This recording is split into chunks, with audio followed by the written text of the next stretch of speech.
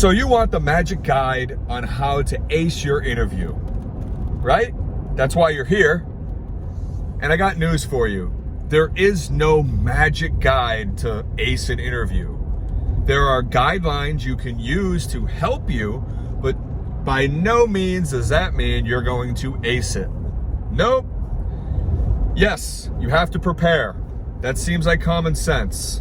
Well, I can tell you from experience, when I did not prepare because I was flying by the seat of my pants, I did not do well. So yes, you have to prepare. You would think that's common sense. And even I knew it going into it, but I still did it because I was overwhelmed with the work that just started coming in on UpWork, excited to get the jobs, and then kind of realizing, am I biting off more than I can chew?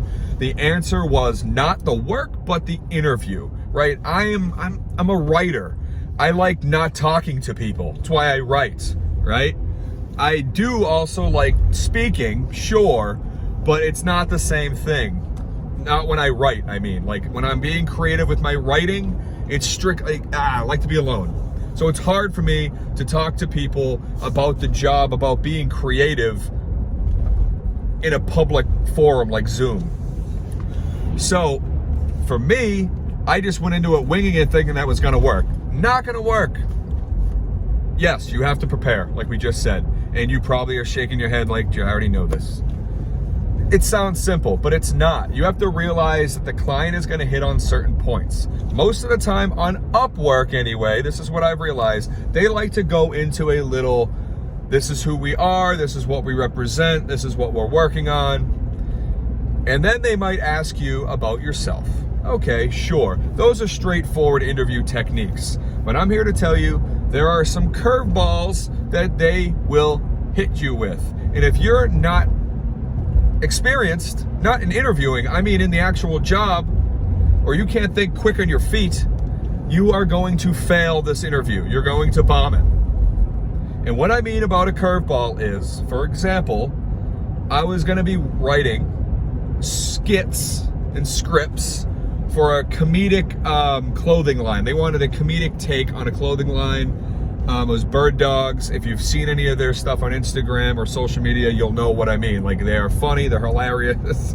And the guy just said, hey, okay, we're working on this shirt and these shorts.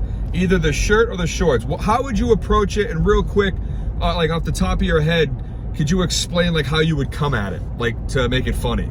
And I'm like, I gotta tell you a joke right now? I didn't even get to, oh. Guys, that can happen. They wanna see how you're gonna work. I don't really think it's fair because that's not your job, right? As for me anyway, I'm a copywriter. That's not my job to be quick on my feet like that. But still, they do it. And my response should have been that. Instead, I tried to wing something that was so bad. It was so bad.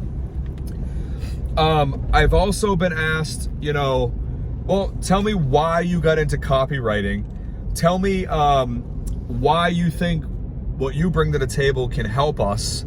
And let me tell you, you would think, I'm ready for that. Are you? Ask yourself why you became a copywriter. Say it out loud a bunch of times and see if you don't sound full of shit.